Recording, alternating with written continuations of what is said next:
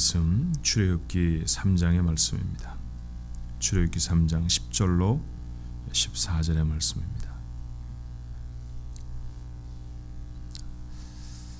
아마 오늘 조금 차질이 생겨서 화면에 성경이 못 드는 것 같아요. 오랜만에 한번 여러분 가지신 own Bible을 한번 펴보시죠. Open your own Bible.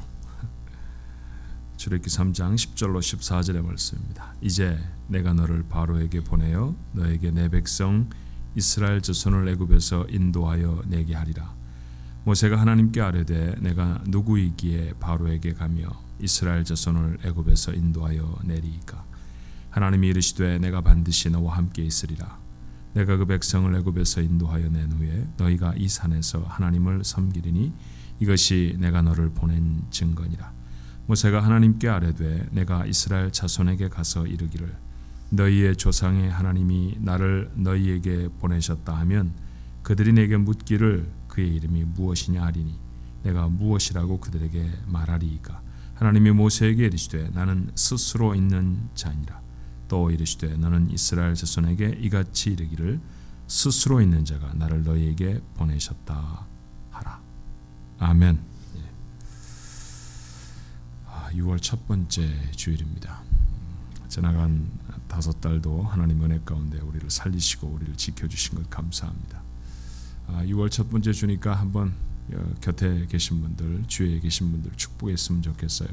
6월 달도 하나님 은혜 가운데 사시기 바랍니다. 그렇게 한번 인사할까요? 6월에도 하나님 은혜 가운데 계시기 바랍니다.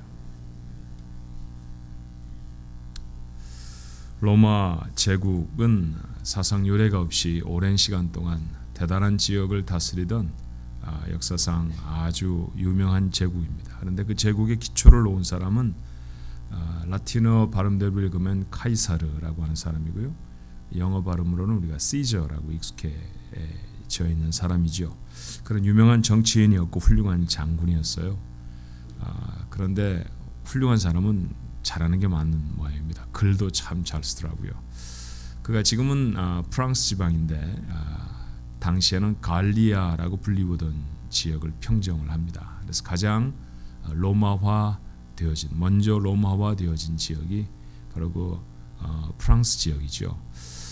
그런데 그곳을 한 몇 년간 정복하고 돌아와서 그때 그 정복 전쟁기를 남깁니다. 갈리아 전쟁기라고 해서 오늘까지 남아있는 책인데 그 가운데 그는 이런 대목을 썼어요. 보통 사람은 보이는 것만 본다. 그렇지만 비범한 사람은 보이지 않는 것도 볼 수 있는 사람이다. 뭐 하나님 말씀이 아니니까 아멘 하긴 좀 그런데 근데 읽으면 읽을수록 참 마음에 와 닿아요. 그죠? 보통 사람은 눈에 보이는 것만 그저 봅니다. 그렇구나 라고 말이죠. 그런데 정말 비범한 인생을 살아가는 사람은 눈에 보이지 않는 것까지도 볼 수 있는 능력을 가진 사람이죠. 그러고 보니까 성경에도 그런 말씀이 있습니다. 어디에서 보신 적이 있나요? 히브리서 11장 1절의 말씀이죠. 믿음은 바라는 것들의 실상이요 보지 못하는 것들의 증거니.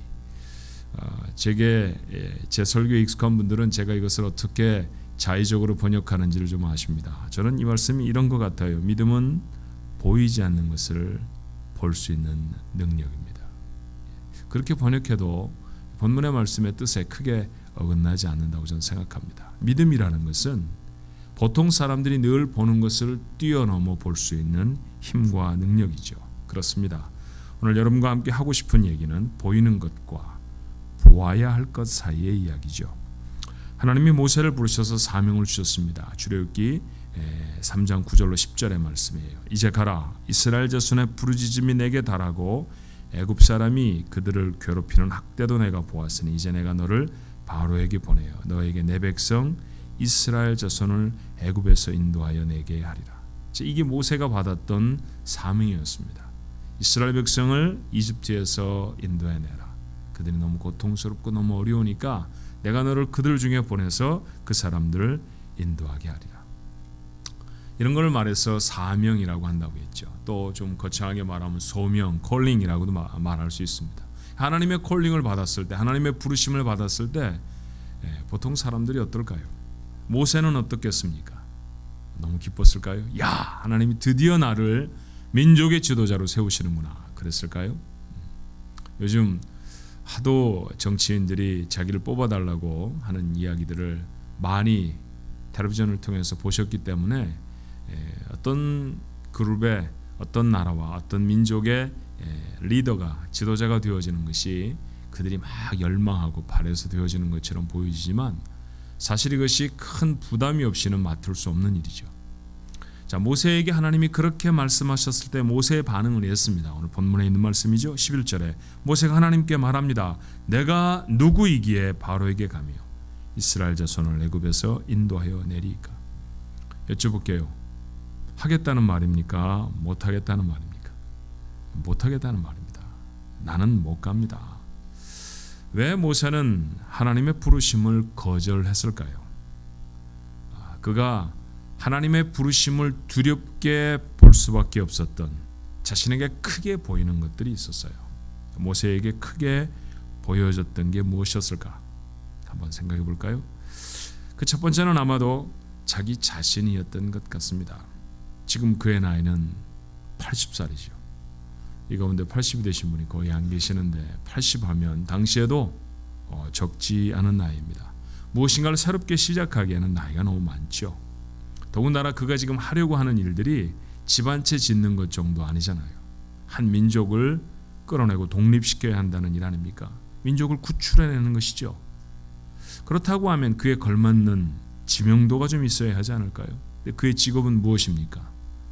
조그마한 지역의 이장 노릇도 못하고 있습니다. 그는 지금 목동에 불과하죠. 그것도 무명의 목동이라고 말해야 옳을 것입니다. 애굽의 왕자였었어요. 맞습니다. 그랬던 시절이 있었죠. 그런데 그것이 40년 전의 일입니다. 4년 전 일만 되어줘도 어떻게 해보겠는데 40년 전에 왕자였던 사람을 40년 동안이나 사람들이 기억해 줄 리가 만무하죠. 그때의 부하들, 그때의 권한, 그때의 명성, 지금 잊혀진 옛 이야기입니다. 그러므로 지금은 그 일을 맡을 만한 자격이 없죠. 능력은 있었을까요? 능력도 없는 것 같습니다. 노쇠의 나이에 힘도 없었고요. 개인적인 핸디캡도 있었습니다. 그는 자신의 핸디캡을 출애굽기 4장 10절에 이렇게 말하죠. 모세가 여호와께 아뢰되 오 주여 나는 본래 말을 잘하지 못하는 자니이다. 주께서 주의 종에게 명령하신 후에도 역시 그러하니 나는 입이 뻣뻣하고 혀가 둔한 자니이다. 입이 뻣뻣하고 혀가 둔한 자입니다. I am slow of speech and tongue 이라고 말했어요. 말을 빠르게 이렇게 아주 유창하게 할 수 없는 사람입니다. 핑계인 것 같잖아요. 하나님이 주시는 명령을 어떻게든 피해보려고 하는 핑계인 것 같은데 곰곰 생각해보면 어쩌면 그랬을지도 모른다라는 생각이 들었습니다. 왜냐하면 그는 젊은 시절 40년을 이중적인 신분에서 삽니다. 적어도 겉으로 드러난 모습은 이집트의 왕자로 이집트인이었죠. 그러나 그의 속 알맹이는 누구였습니까? 히브리 사람이었어요. 아마도 그는 두 가지 언어를 다 할 줄 아는 사람이었던 것 같습니다. 그런데 두 가지 언어를 유창하게 한다는 것과 두 가지 언어를 다 대충 한다는 것, 이 사이가 참 모호하잖아요. 여러분은 아시잖아요. 그렇죠? 영어를 잘하면 한국말이 잘 안 되고 그렇다고 영어를 잘하는 것도 아닌데 한국말을 잘하는 것 같지도 않고 이렇게 미국에서 이민 생활을 자꾸 오래 하다 보면 두 가지 언어 사이에 빠져서 다 잘 못하는 사람처럼 보여질 수가 있죠. 어쩌면 모세도 그랬을지 모릅니다. 자, 궁중에서 살아가면서 그가 사용해야 될 official language, 공식적인 언어는 무엇이었을까요? 그건 이집트 말이었을 것입니다. 조금이라도 그 이집트 말에 히브리의 악센트가 들어가면 이상해, 생긴 것도 이상한데 혹시 히브리 사람 아니야? 이런 오해를 받을 수도 있죠. 그래서 극히 조심했을지도 모릅니다. 그런 심리적인 제약이 있을 때 말이 자유스러울 수 없죠. 그래서 그는 지금 하나님을 솔직하게 말하고 있는지 몰라요. 하나님, 난 말 잘 못합니다. 더군다나 그가 지금 들어가서 건져내야 할 사람들은 누구냐 하면 히브리 사람들입니다. 히브리어를 늘 사용하던 사람 아니었잖아요. 늘 사용하던 말은 이집트 말이었고 그리고 광야로 나와서는 그 광야의 사람들의 말로 살았습니다. 그러니 히브리 말이 자기에게 요원할 수밖에 없죠. 그렇게 말 잘 못하는 사람에게 논리적이고 따지기 좋아하는 유대인들에게 가서 그들을 인도해내라는 것 힘들어 보였습니다. 그래서 못합니다 라고 말하죠. 할 수 없는 일이 많았습니다. 사명을 받고 보니 그 그 사명에 비해서 자기가 얼마나 작은 사람인지 보였습니다. 그래서 대답은 못합니다 했죠. 또 하나 그의 눈에 크게 보이는 것이 있었습니다. 그것은 아마 히브리 사람이 아니었겠나 싶어요. 40년 전에 이미 그는 히브리 사람들을 뼈저리게 경험했었죠. 히브리 사람 중에 하나를 도와주다가 사람까지 죽였는데 그들이 고맙다고 했나요? 감사합니다. 우리 이렇게 도와주시다니요. 왕자님이 저희를 도와주셔서 황공무지로소이다. 그런 말 들어본 적이 없습니다. 누가 도대체 너를 우리 지도자로 세웠느냐? 나도 죽일 거냐? 이렇게 달라들던 사람들이 히브리 사람들이었죠. 그 일 때문에 광야로 도망하지 않았습니까? 그 민족을 도와주다가 인생이 꼬여버린 것 어떻게 잊을 수가 있을까요? 그 사람에게 다시 가서 애굽에서 나가자고 하면 그들이 따라올까요? 아닐 겁니다. 아닐 거예요. 예상되는 그들의 반응을 모세는 이렇게 보았어요. 본문에 적혀있는 말씀이죠. 13절에 모세가 하나님께 아뢰되 내가 이스라엘 자손에게 가서 이르기를 너희의 조상의 하나님 나를 너희에게 보내셨다 하면 예 하나님 제가 이렇게 말해 보겠습니다. 그런데 이렇게 말하면요 I'm sure 그들은 분명히 이렇게 말할 겁니다.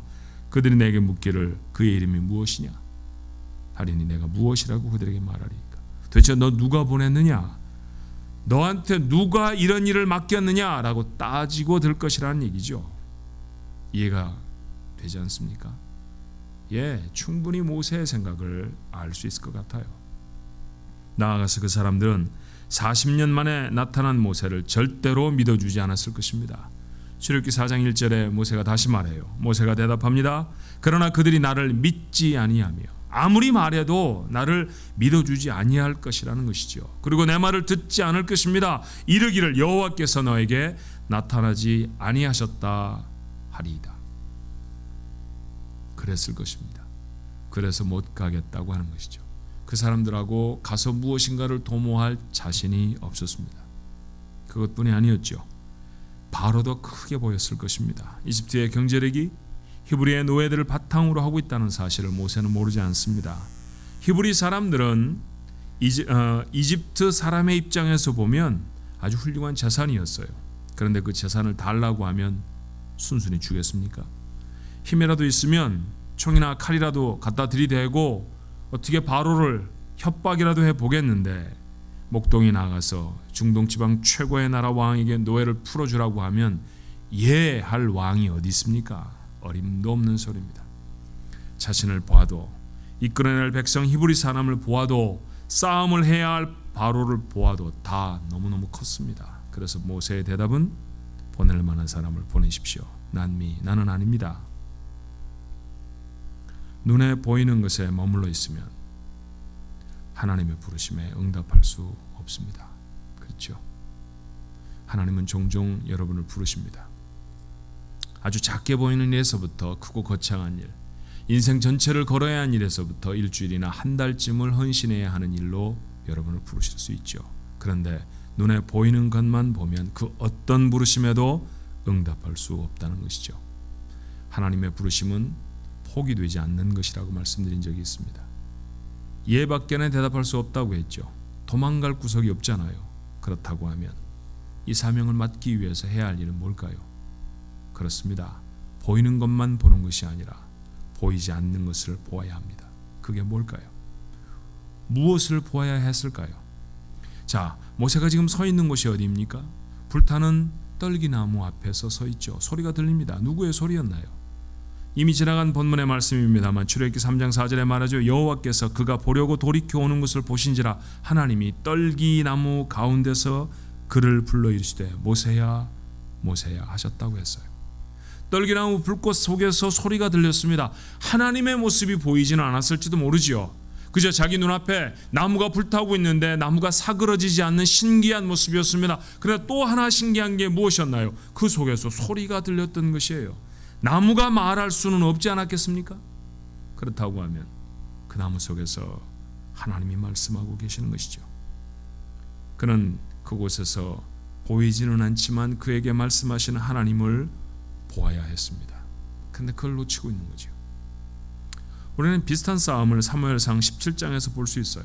장소는 엘라 골짜기였습니다. 블레셋과 이스라엘이 대치하고 있죠. 블레셋은 키가 훌쩍 큰 장수 하나가 나와서 욕지거리를 해대며 싸우자고 고래고래 소리를 지르는데 이스라엘은 자기 진영에서 꼼짝도 안 하고 있습니다. 작전이 아니었어요. 읽어보니까 정말 무서워서 아무도 전쟁터에 나설 수가 없었습니다. 왜냐하면 나와서 싸우자고 하는 블레셋의 장군 그 골리앗이라는 사람이 어마어마하고 대단한 사람이었기 때문에 아무도 나가 싸울 엄두를 못 냈습니다. 이스라엘은 쫄병 하나도 그 사람에 대해서 모르는 게 없습니다. 성경에 이렇게 기록하고 있어요. 사무엘상 17장 4절로 7절에 블레셋 사람들의 진영에서 싸움을 도두는 자가 나왔는데 그의 이름은 골리앗이요 가드 사람이라. 그의 키는 6규빗 한 뼘이요 머리에는 놋 투구를 썼고 몸에는 비늘 갑옷을 입었으니 그 갑옷의 무게가 놋 5천 세겔이며 그의 다리에는 놋 각반을 찼고 어깨 사이에는 놋 단창을 메었으니 그 창자로는 배틀채 같고 창날은 철 600세겔이며 방패든 자가 앞서 행하였더라. 이스라엘 백성들은 골리앗에 대해서 모르는 게 없습니다. 그가 들고 있는 칼이 얼마나 무거운지, 그의 창자루가 얼마나 무거운지, 길이는 얼마나 되는지, 그가 무슨 옷을 입었는지, 그 만든 옷의 재질이 무엇인지 이스라엘이 다 압니다. 놀라운 정보력 아니에요? 대단히 잘 알고 있었습니다. 그런데 적을 너무 잘 아는 것이 문제이지요. 골리앗이 어떤 사람인지 알고 나니까 더 무서웠습니다. 그래서 숨어버렸어요. 이 전쟁터에 어린 소년 하나가 아버지의 심부름을 왔습니다. 형들이 전쟁터에 나가 있기 때문에 형들한테 먹을 것이나 좀 가져다 주렴. 그래서 온 것이죠. 그 소년은 아직 전투에 나설 만한 나이도 되지를 못했습니다. 그런데 이 꼬마가 거인과 싸우겠다고 자원한 것이죠. 모두가 다 아는 이야기를 다윗이라고 하는 이름의 이 아이만 몰랐을 리가 없잖아요. 이스라엘 진중에 가장 말단 병사도 지금 싸워야 할 골리앗에 대해서 다 알고 있는데, 이렇게 소상하게 알고 있는데 싸우겠다고 나서는 다윗이 그것을 몰랐을 리가 없잖아요. 사람들이 말해주지 않았겠습니까? 정신이 있니 없니, 창이 얼마나 무거운 줄 알아, 칼이 얼마나 큰 줄 알아 해가면서 다 알려주었을 것입니다. 그런데 말이에요, 짧지 않은 이 골리앗과의 전투의 내용을 읽어보면 이 아이는 골리앗이 얼마나 큰지 하는 것에 대해서는 관심이 전혀 없습니다.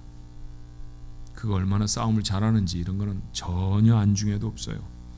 그에게 단지 골리앗이라는 사람은 하나님을 모욕하는 나쁜 사람이었습니다. 그리고 비정상적으로 엄청나게 큰 무기를 들고 있는 미련한 사람에 불과했어요. 그 대신 그의 눈에 보이는 게 있었습니다. 뭘까요? 하나님이었어요. 전쟁터에 나가는 그의 첫 마디가 무엇이었는지 아십니까? 성경은 이렇게 기록해요. 사무엘상 17장 26절에 다윗이 곁에 서 있는 사람에게 말하여 이르되 이 블레셋 사람을 죽여 이스라엘의 치욕을 제거하는 사람에게는 어떠한 대우를 하겠느냐? 이 할례 받지 않은 블레셋 사람이 누구이기에 살아계신 하나님의 군대를 모욕하겠느냐? 아무도 말하지 않았던 얘기를 다윗이 말합니다. 살아계신 하나님이라고 말이죠. 이런 정신 빠진 군대가 어디 있습니까? 하나님 나라 백성들이잖아요. 제사장이 그 가운데 있었을 거 아닙니까? 전쟁을 나가기만 하면 하나님 앞에 제사를 드리고 나갔던 사람들이니 제사장이 따라오지 않았을 리가 없습니다. 사울, 이스라엘의 왕 아닙니까? 하나님 앞에 나아가 한두 번 기도했던 사람 아니잖아요. 그런데 그 전쟁터에서 골리앗에 가려 있으니 하나님이 보이지를 않습니다. 하나님이 살아계시다는 사실도 아무도 기억하지 않습니다. 전쟁터에 나와 싸울 나이도 되지 않은 아이가 유일하게 기억하는 사람이었죠. 그의 눈에 밖에는 하나님이 보이질 않았어요. 다윗은 이 하나님에 대해서 이 전쟁을 하는 전체 내용 중에 9번이나 언급을 합니다. 살아계신 하나님, 나를 도우신 하나님, 나와 함께 하신 하나님이라고 말해요. 근데 골리앗에 대해서는 딱 2번밖에 얘기하지 않아요. 여러분, 하나님을 본 아이는 힘도 없었어요. 전쟁의 경험도 없는 소년이었습니다. 무기도 없죠. 왕이 칼을 주었는데 칼집에서 칼을 꺼낼 수가 없었습니다. 칼이 너무 커서 말이에요. 그렇게 작은 아이였다는 것이죠. 그런데 나가 죽지 않았습니다. 이겼습니다. 민족을 구해냈습니다. 결론이 뭘까요? 하나님을 보아야 사명을 감당할 수 있는 줄로 믿습니다. 하나님을 보아야 승리할 수 있어요. 세계의 경제 동향이 아니라 나와 함께 하시는 하나님을 보아야 여러분에게 맡겨주신 기업을 성공적으로 감당할 수 있습니다. 불황이라고 입에 달고 다니지 마십시오. 여러분의 입에 불황이 머물러 있는 한 여러분의 기업은 불황에서 자유로울 수 없습니다. 여러분의 입이 살아계신 하나님을 증거할 수 있어야 돼요. 하나님이 죽으셨던 때가 있었습니까? 하나님이 여러분을 놓치셨던 때가 한 번이라도 있었나요? 오늘 우리가 부른 찬양처럼 우리의 지나간 세월을 돌이켜보면 그 어떤 것 하나도 하나님이 간섭하지 않은 것들이 있었나요? 없었잖아요. 늘 하나님 살아계셨잖아요. 예, 불황이라고 말합니다. 돈 벌기가 어렵다고 말하죠. 망하고 문 닫는 가게들이 수없이 많습니다. 그런데 하나님은 아직 돌아가시지 않았단 말이에요. 하나님은 여전히 나와 함께 하신단 말이죠. 그 하나님 붙들지 않으면 어떻게 이기겠습니까? 아이는 나만 놓으면 저절로 크던가요? 콩나물처럼 물만 부어주면 자랍니까? 그렇지 않죠. 수많은 문제와 어려움들로 씨름하며 살아갑니다. 아이를 어떻게 키우면 좋을까요? 문제를 일으키는 아이를 보는 것이 아니라 그 아이를 주신 하나님을 보아야 그 아이를 키울 수 있는 줄로 믿습니다. 그렇죠. 하나님이 여러분에게 맡기신 사명은 어떻게 감당할까요? 사명을 주신 하나님을 보아야 하는 건 아닙니까? 내 앞을 막아서는 골리앗 같은 문제, 그 문제가 아니라 내 뒤에 서셔서 내 평생에 나를 한 번도 단 한순간도 떠나 보신 적이 없는 그 하나님을 보아야, 그 크신 하나님을 보아야 문제를 풀 수 있는 줄로 믿습니다. 언젠가 그런 말씀 드렸던 적이 있잖아요. 아무리 큰 문제가 닥쳐도 하나님이 큽니까? 문제가 큽니까? 하나님이 큰 줄로 믿습니다. 더 큰 하나님이 여러분 편이잖아요. 그 하나님을 못 보니까 맨날 두려운 것 아닙니까? 그 큰 하나님을 못 보니까 맨날 무릎이 흔들리는 거 아니에요? 그 크신 하나님이 보이지 않으니까 자신이 없어서 모태를 입에 달고 다니잖아요. 난 못해, 난 아니야, 나는 망했나 봐 라고 말이죠. 하나님을 볼 수 있어야 합니다. 보이지 않는 하나님을 볼 수 있도록 하나님이 우리를 도우세요. 눈을 열심히 비벼라, 열심히 찾아라. 마치 모래사장에 떨어진 바늘 하나를 찾듯이 그렇게 하나님을 찾으라는 게 아닙니다. 하나님은 자신을 끊임없이 우리에게 보이십니다. 그랬죠. 하나님은 모세에게 자기를 보여주셨어요. 먼저 하나님이 자기가 누구인지를 가르치십니다. 출애굽기 3장 14절의 말씀입니다. 하나님이 모세에게 이르시되 나는 스스로 있는 자니라. 또 이르시되 너는 이스라엘 자손에게 이같이 이르기를 스스로 있는 자가 나를 너희에게 보내셨다 하라. 재미난 얘기 하나 해드릴까요? 몇 년 전에 저희 교회에서 외부 분들이 오셔서 결혼식을 하신 적이 있습니다. 근데 저희 교회가 부엌을 사용하는 건 조금 여러 가지 어려움이 있기 때문에 잘 허락을 하지 않다가 우리 교회와 관계되어진 분이 계셔서 부엌을 제한적으로 사용하게 했어요. 왜냐하면 거기 뭐 칼도 있고 가스도 틀어놔야 되고 하는데 잘 모르시면 안 되고, 토요일날 결혼식을 하고 난 다음에 주일날 주방에 일을 하려고 하면 물건이 어디 있는지 모르면 우리가 밥 못 먹잖아요. 그래서 결승대로 부엌은 좀 쓰지 않으셨으면 좋겠습니다 하는 게 기본적인 방침인데, 이분들에게 정말 필요한 일이 있어서 주방을 오픈을 했습니다. 토요일날 제가 왔죠. 교회를 와서 주방을 딱 보니까 제가 모르는 분들이 잔뜩 서 계세요. 그래서 실례지만 누구십니까? 제가 물었습니다. 그랬더니 열심히 칼을 쓰고 계시던 한 분이 저한테, 그렇게 물어보시는 분은 누구세요? 정말 순간적으로 황당하고 당황스럽대요. 나를 누구라고 얘기해야 되나? 내가 누구지? 제가 교회를 출입하면서 저보고 누구라고 물어보는 사람은 거의 없잖아요. 그죠? 근데 그분에게 저를 설명을 했죠. 제가 이 교회 담임 목사입니다. 지금 교회에 나와서 둘러보고 있는 중입니다. 뭐 이런 식으로 말이에요. 하나님이 황당하시지 않았을까요? 세상을 만드신 하나님이 티끌보다도 작은 모세에게 가셔서 이제 당신을 설명해야 합니다. 누구라고 말이에요. 근데 하나님은 조금도 주저하지 않으세요. 제가 당황했던 것처럼, 제가 좀 면구스러웠던 것처럼 하나님 그러지 않으십니다. 마치 준비하셨던 것처럼, 모세야 내가 누구냐 하면 내가 스스로 있는 자야. 가서 다른 얘기하지 마. 스스로 있는 자가 너를 보냈다고 말을 하려. 하나님이 모세에게 주신 당신이 누구신가 하는 건 사실이었어요. 하나님은 상황에 좌우되는 분이 아니시죠. 누군가에게 디펜드온되어 있는 분이 아닙니다. 누군가에게 의존되어 있는 분이 아닙니다. 모세가 약하다고 일을 못하실 분도 아니고요, 바로가 힘이 강하다고 해서 일이 실패되어질 분도 아니십니다. 하나님은 스스로 계신 분입니다. 아무것도 그의 능력과 그의 의지를 거스를 수가 없죠. 그리고 하나님은 계속해서 모세에게 말씀하십니다. 모세가 너무 불안해하니까, 모세가 너무 확신을 못하니까, 모세가 너무도 자기를 못 보니까 자기가 얼마나 대단한 분인지를 그에게 보여주십니다. 출애굽기 4장 2절로 4절이죠. 여호와께서 물으십니다. 손에 있는 것이 무엇이냐? 그가 말하지요. 지팡입니다. 지팡이에요. 목동이 지팡이 들고 다녀야죠. 뭘로 만들었을까요? 타이타늄입니까? 그 시절에는 그런 쇠 없습니다. 막대기죠. 그저 죽어버린 나무 가지 하나 쳐서 손에 들고 다녔을 것입니다. 양도 때리고요, 때때로 짐승의 똥도 치우고 그랬던 하잘것없는 막대기입니다. 지팡이 하나밖에 없습니다. 그렇게 아무것도 없는 자였어요. 뭐 있냐? 저한테 물어보시면 하나님 저 아이패드가 있습니다 이렇게 말할 텐데 없었어요. 아무것도. 자랑할 만한 아무것도 없었습니다. 하나님이 보실 만한, 무엇인가 자기가 능력을 담을 만한 아무것도 없었죠. 그랬더니 하나님이 말씀하세요. 그걸 땅에 던지라.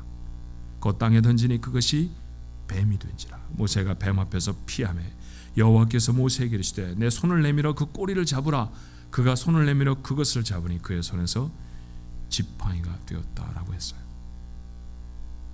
생명을 잃어버린 마른 나무 지팡이도 하나님이 명령하시면 사람을 두렵게 하는 뱀이 될 수 있습니다. 그리고 그것에 물리면 치명적이죠. 그런데 그 뱀을 하나님의 명령대로 붙들면 아무것도 아닌 막대기로 돌아오게 되었어요. 하나님이 그에게 보이십니다.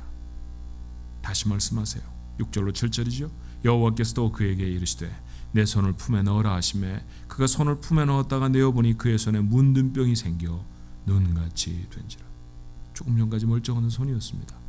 그런데 품에 넣었다가 꺼내니까 고름이 줄줄 흘리고 그리고 사방에 곰팡이가 피어있는 문둥병이 나버린 손이었어요. 당시의 의학 기술로는 문둥병 못 고칩니다. 죽어야 하는 것이고 격리되어야 하는 자죠. 얼마나 깜짝 놀랐을까요? 가슴이 무너져 내렸을 것입니다. 하나님이 다시 말하세요. 이르시되 내 손을 다시 품에 넣으라 하시매 그가 다시 손을 품에 넣었다가 내어보니 그의 손이 본래의 살로 되돌아왔더라. 하나님은 왜 이런 일을 하실까요? 하나님이 자랑하려고 하십니까? 당신의 힘을 그에게 폼을 잡으려고 하시는 것일까요? 그렇지 않았습니다. 그 이유를 출애굽기 4장 5절은 이렇게 말해요. 이는 그들에게 그들의 조상의 하나님 곧 아브라함의 하나님, 이삭의 하나님, 야곱의 하나님 여호와가 내게 나타난 줄을 믿게 하려 함이라 하시고, 믿게 하려고 보여주십니다. 하나님이 이렇게 능력 있으신 분이라는 사실을, 그 하나님이 너를 보내셨다는 사실을 믿게 하려고 하십니다. 그래도 못 믿을까 봐 하나님은 다시 강이 피로 변하는 기적도 약속을 해주셨죠. 그래도 못 믿으면 강에서 물 한 바가지를 떠다가 땅에 부어라. 그러면 피로 변할 것이다. 끔찍한 기적 아닙니까? 근데 그것도 행하겠다고 하셨어요. 하나님은 기적만 보여주셨나요? 기적만 보여주신 것이 아니라 하나님은 거듭 그를 격려하십니다. 본문 12절의 말씀입니다. 하나님이 이르시되 내가 반드시 너와 함께 있으리라. 반드시 내가 너와 함께 있으리라. 내가 그 백성을 애굽에서 인도해낸 후에 너희가 이 산에서 하나님을 섬기리니 이것이 내가 너를 보낸 증거니라. 다시 말씀하십니다. 출애굽기 4장 12절에 이제 가라. 내가 내 입과 함께 있어서 할 말을 가르치리라. 하나님이 함께 하신다는 것이죠. 그리고 돕는 사람도 그에게 허락해 주셨습니다. 형 아론을 그의 동역자로 주신 것이죠. 어디 아론뿐입니까? 여호수아도 갈렙도 하나님이 그에게 예비하신 동지들이고 사람들이었습니다. 사랑하는 주한 가족 여러분, 인생은 전쟁의 연속입니다. 한 주 한 주 살아가는 삶이 고달프고 어렵죠. 주님이 자기에게 다가왔던 사람들을 자기의 삶의 자리로 보내시며 이렇게 말씀하셨어요. 내가 너희를 이리 가운데로 보내는 것 같다. 그들에게 그런 고통과 그런 어려움이 있다는 사실을 주님이 하셨습니다. 주일날 여러분 잘 단장하고 하나님 앞에 나와 예배하지만 이 예배가 마치고 여러분의 삶의 자리로 돌아가면 골리앗 같은 문제들이 기다리고 있지 않습니까? 방 안에 떡 자리를 잡고 한판 싸워보자고 나하고 겨루고 있죠. 돈 때문에 걱정하고 건강에 지장을 갖고 해결되지 않은 문제들 때문에 어려워지고, 그렇죠. 자녀들 때문에 걱정하고 고통하고 고민해야 되고, 그러는 와중에 거룩한 일 못 감당합니다. 하나님이 뭐 하라고 하는데 못해요. 교회에서는 계속 광고하죠. 선교 간다고 말이죠. 6월 말에 우리가 단기 선교 멕시코로 갑니다. 멕시코 아니라 내가 산호제도 난 못 간다. 문제가 해결돼야 가지. 어려운 일이 나에게 이렇게 산적해 있는데 내가 어떻게 가? 우리는 어려운 일밖에 보이지 않습니다. 맞아요. 어려운 일이 없다는 거 아닙니다. 어렵죠. 모세가 말하는 것들이 거짓말이었나요? 그렇지 않습니다. 모세가 보는 건 정확한 것이었고요, 맞는 얘기였습니다. 그런데 그가 못 보는 게 있죠. 그거 그렇게 눈 크게 뜨고 보아야 하는 건 아닌데, 보지 말아야 할 것들은 너무 정확하게 보고 있었고 보아야 할 것은 깜깜하게 보지 못했습니다. 그래서 하나님이 그에게 말씀하십니다. 하나님이다. 너와 함께하는 것이 하나님이다 라고 말이죠. 능력도 보여주셨고요, 가르쳐 주시기도 하셨고요, 그리고 약속도 하셨습니다. 그래서 삶의 자리를 보내시죠. 같은 얘기 하나님이 오늘 아침에 여러분에게 하나님의 말씀을 통해 하고 계시지 않습니까? 나는 여러분이 문제 속에 빠져있지 않다라고 말하고 싶지 않아요. 여러분에게 문제가 있습니다. 낱낱이 그 문제들을 다 꺼내놓고 말해도 우리 오늘 하루가 다 부족하죠. 그렇게 우리는 많은 문제들을 갖습니다. 그런데 여러분, 해봤잖아요. 문제만 보는 일은 매일 하잖아요. 여러분, 하나님의 말씀을 묵상합시다라고 목사가 아무리 얘기해도 여러분은 문제를 묵상하고 살잖아요. 그렇죠. 그런데 문제를 묵상해보면 문제가 해결되던가요? 안 되는 걸 알면서도 돌아가 또 하시겠습니까? 성경을 여는 대신에 삶의 자리를 열고 또다시 문제를 열어보면, 와, 무지하게 크다, 도저히 내가 감당할 수 없다 만 연발하면 여러분은 또 다음 주에 축 처진 어깨로 이 자리에 앉을 것입니다. 언제까지 반복하시겠어요? 언제까지 못하겠다고 말씀하시겠습니까? 언제까지 거룩한 일 앞에는 머뭇머뭇거리시겠어요? 한참 시간이 지난 일입니다만 이스라엘 백성이 가데스 바네아라는 곳에 섰습니다. 그곳은 팔레스타인 땅, 하나님이 그들에게 주시기로 약속되어진 땅의 입구였어요. 자, 그곳에서 모세는 정탐꾼 12를 뽑아서 그 땅을 탐지하고 돌아오라고 합니다. 그 땅을 두루 다 다녔죠. 돌아와 보고한 사람들이 뭐라고 보고했던가요? 엄청나게 좋은 땅입니다. 포도 한 송이가 사람 둘이 어깨에 매야 될 정도로 그렇게 풍요로운 땅입니다. 기가 막힌 땅이에요. 그런데 문제가 있습니다. 주인이 이미 있습니다. 우리는 못 갑니다. 갈 수가 없습니다. 그 땅에 사는 사람들 등치를 보니까 우리보다 어마어마하게 큽니다. 우리가 어떻게 싸웁니까? 우리는 군대도 아닌데요. 그 땅이 좋았다는 보고, 그리고 그 땅에 살고 있는 사람들이 강하다는 보고, 거짓말이었습니까? 참말이었습니다. 맞는 얘기였어요. 다 맞는 얘기입니다. 그런데 10사람은 그것밖에 못 봤죠. 그 중에 2사람만 새로운 것 하나를 봅니다. 무엇입니까? 하나님이 주셨습니다. 모두가 다 놓치고 있는 그것 하나를 붙들고 서죠. 하나님이 주셨습니다. 그러니까 얻을 수 있습니다. 그러니까 우리에게 주실 것입니다. 그때 갔으면 얻었죠. 그런데 눈에 보이는 것 때문에 후퇴하였습니다. 그래서 40년을 헤매요. 여러분, 우리의 인생이 헤매어지는 까닭이 무엇일까요? 하나님을 보지 못하는 까닭은 아니겠습니까? 목적지는 누구나 다 똑같습니다. 그곳까지 가야 하는 여행의 여정이, 인생의 여행이라는 그 여정이 아름답고 행복한 길이 되어지려고 하면 놓치지 말아야 하는 것이 있습니다. 눈에 보이는 것들을 넘어서서 보아야 할 것이 있습니다. 다른 것이 아니에요. 하나님이십니다. 오늘 이 자리에서도 여러분에게 말씀하시는 그 하나님이시죠. 눈에 보이는 것만, 그것만으로 살면 늘 자신이 없습니다. 눈에 보이지는 않지만 보이는 것보다 확실한 것, 그걸 봐야죠. 그 하나님이십니다. 그 하나님이 모세에게만이 아니라 오늘 우리에게도 약속하시는 줄로 믿습니다. 내가 너와 함께한다. 내가 너의 능력이 된다.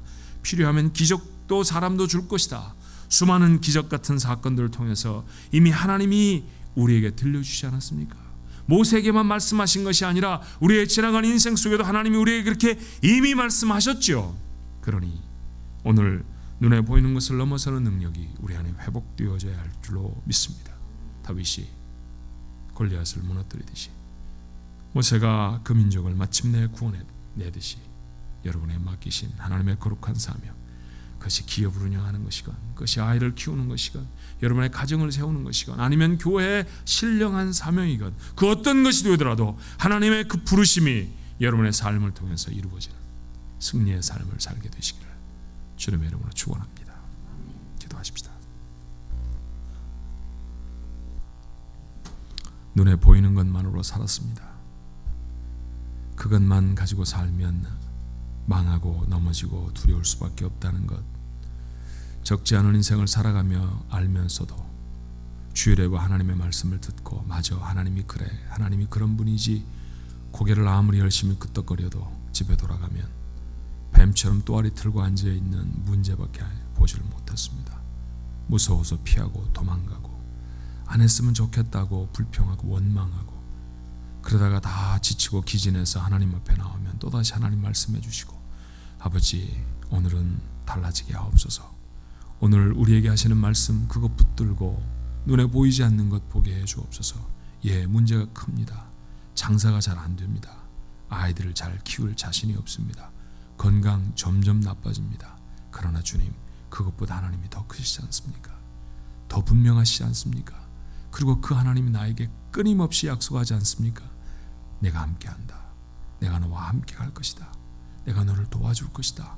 기적 필요하면 내가 일으킨다. 하나님의 그런 말씀을 얼마나 도드려야 하겠습니까?